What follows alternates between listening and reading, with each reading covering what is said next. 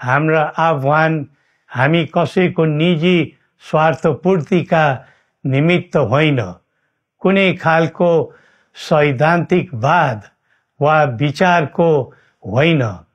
समग्र राष्ट्रको स्वाधीनता, समग्र जनताको सम्प्रभुता तथा नेपाल र नेपालीको सुखमय प्रतिष्ठाको निम्ति हो।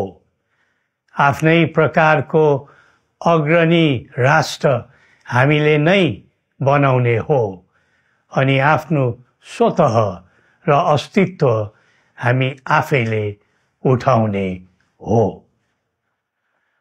संसार धेरै अघि बढिसक्यो, तर हामी यो वा त्यो वादको चक्रव्यूहमा फँसेका छौं।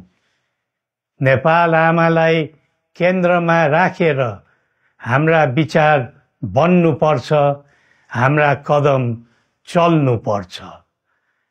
हरेक समस्याको समाधान संवाद, सहमति, समन्वयन र सहकार्यबाट हुन सक्छ।